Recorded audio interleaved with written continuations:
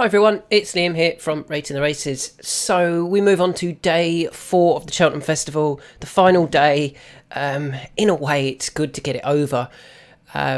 All these horses that are saved for Cheltenham, looked after, really over the top with how they look after them, and then they go to Cheltenham and they run shocking, and it was like a whole waste of a season, wasn't it? Anyway, so let's start off with the Triumph, obviously the first race of day 4. And who do I like here? Well, I've highlighted earlier on this season, I said when Cargès got beat at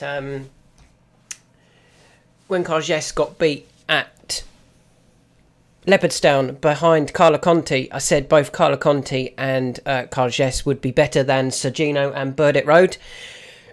Frustratingly, don't get to prove that, in that Burdett Road doesn't run, Carlo Conti doesn't run, and Sergino doesn't run.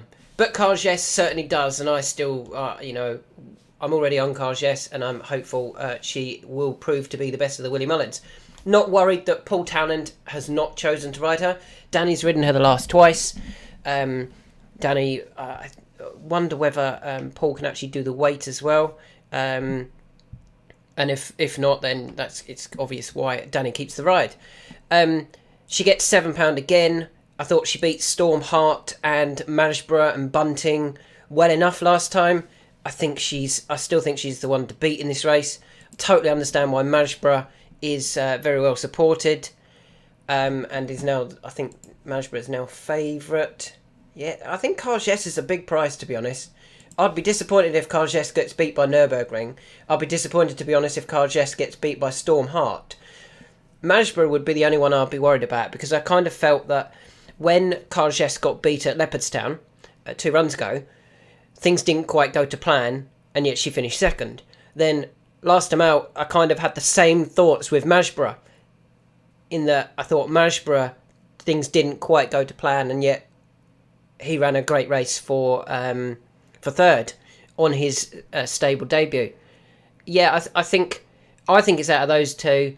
I'm hoping I'd like to see Marisborough go forward again, and hopefully Cargès can track. I do think Cargès will be strong up the finish.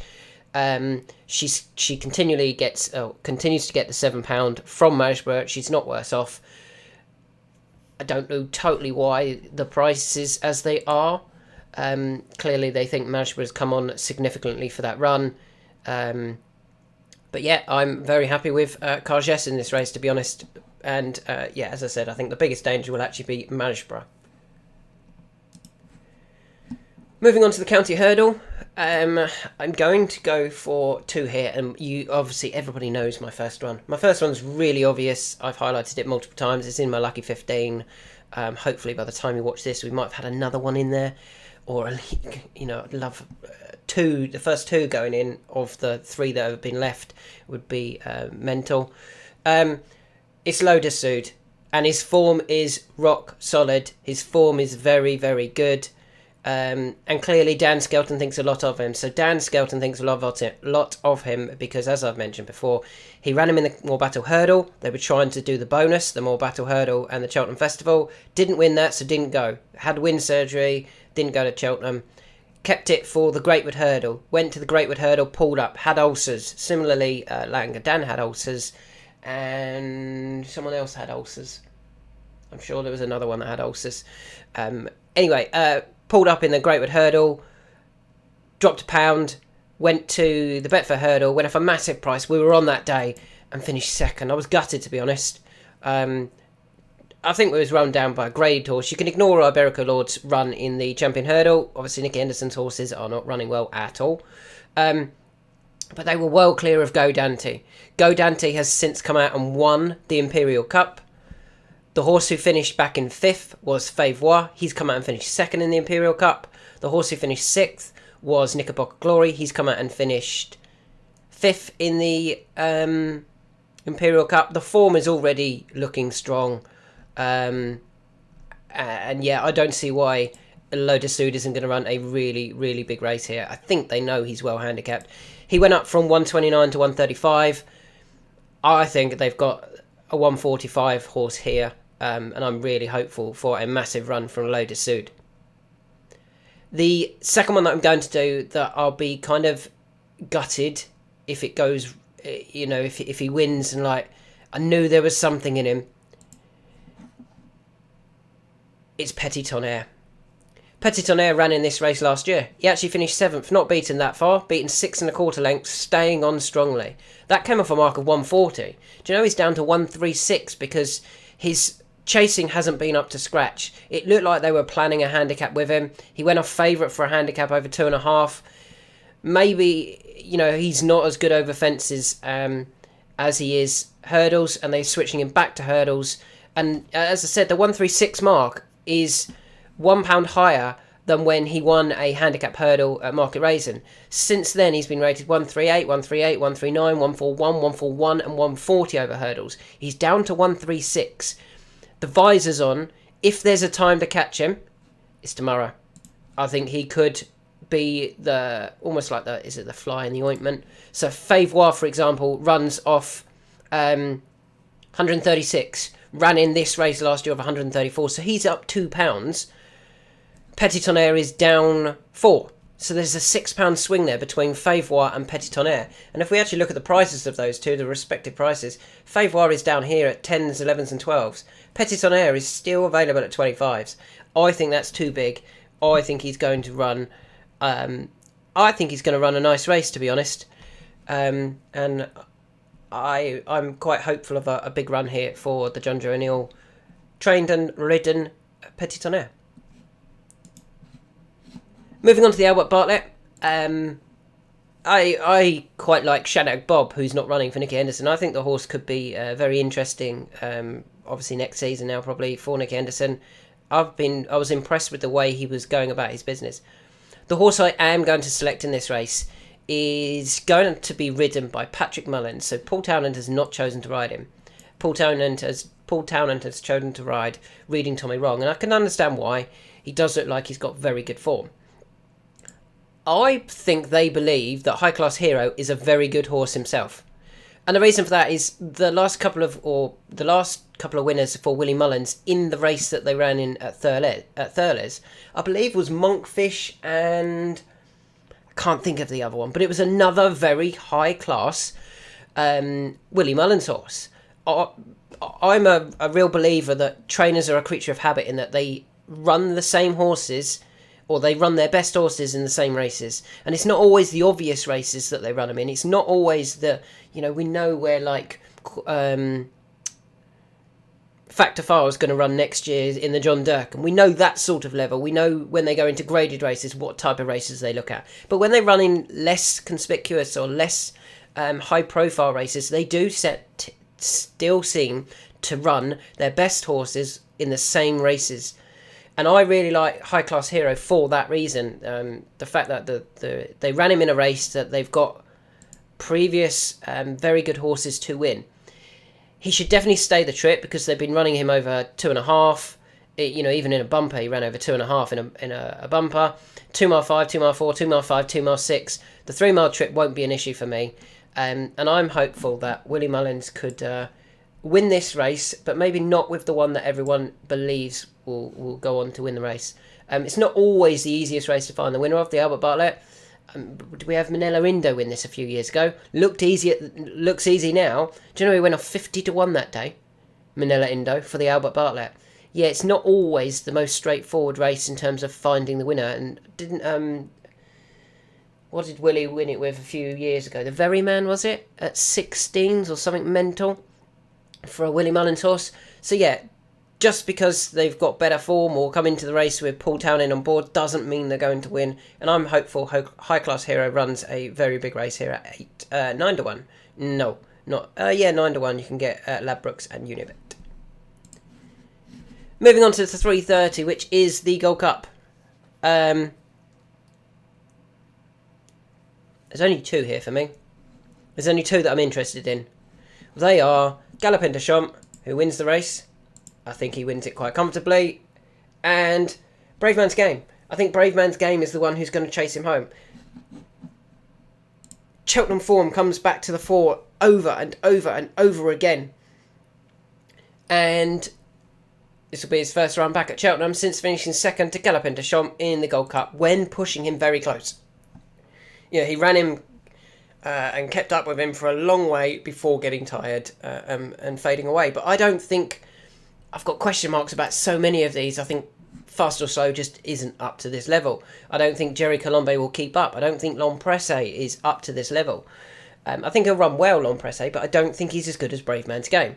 I don't think Correct Rambler is I don't think he's as good as these. He's obviously not going to be given a hard run, is he? If they're, really finding the ground, taking it out of them, they're going to look after Correct Rambler. And the rest, including Monkfish, who I think at 10, you can't be coming back at 10 and winning this, in my opinion. I don't think will be there. So I really like Galopin Des Champs. I expect him to win, to be honest. And Brave Man's Game, I think, is the each way bet in the race, if you did want to have an each way bet in the race.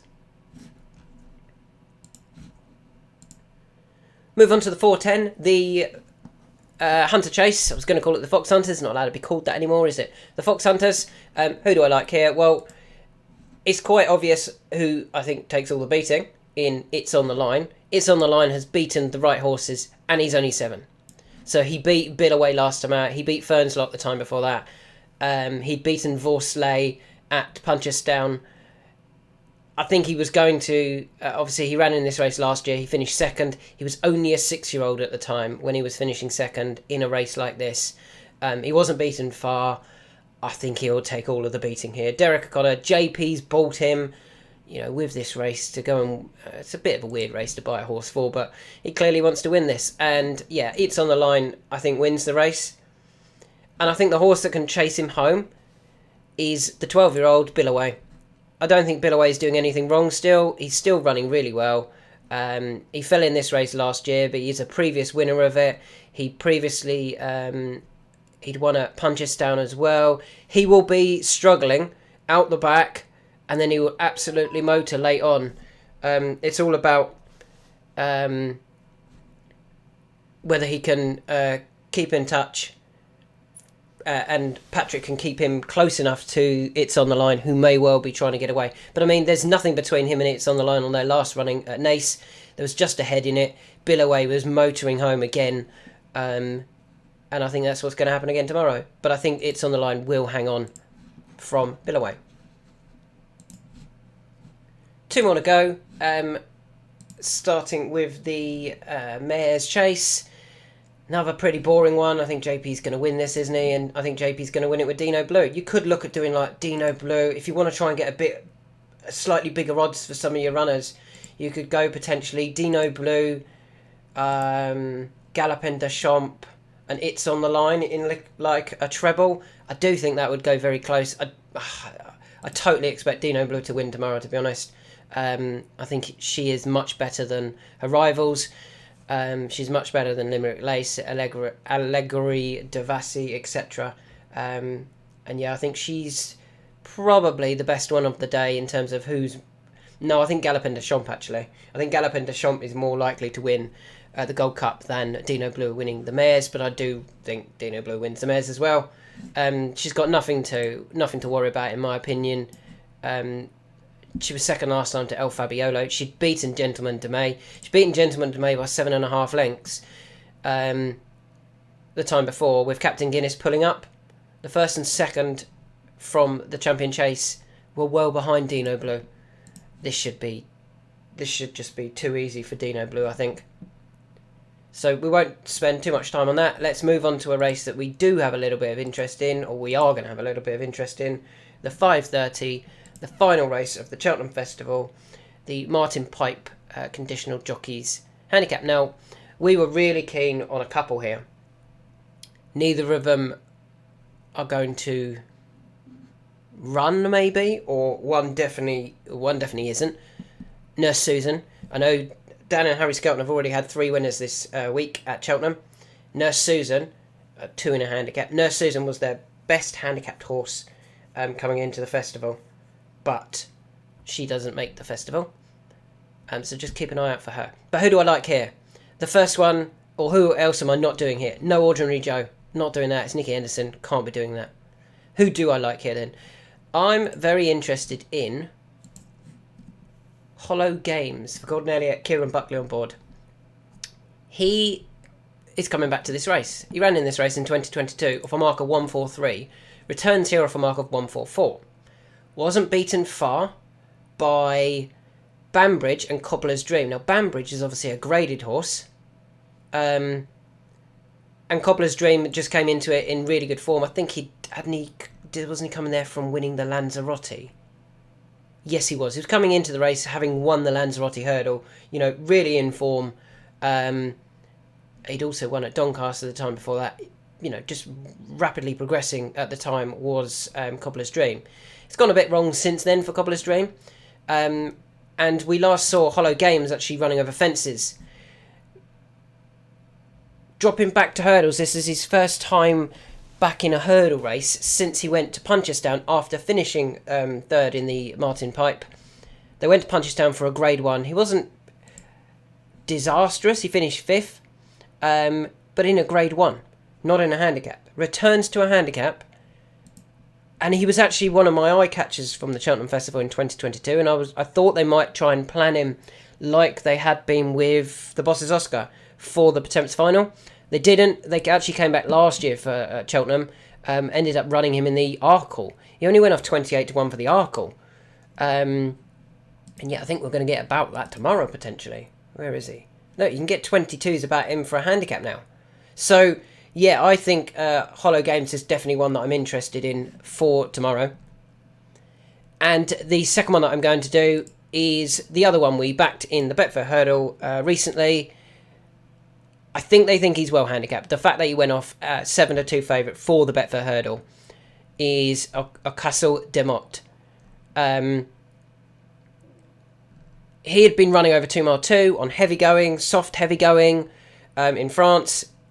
Dropped back to 2 mile. Maybe it didn't quite work. The drop back in trip wasn't ideal. And this step back up in trip could be what brings out a little bit more out of Castle de Motte. As I just mentioned earlier on when I was talking about Load of Sud, the race has already worked out well. As I said, the 3rd, the 5th, the 6th have all run well, including winning the Imperial Cup. Doddy the Great didn't run too bad.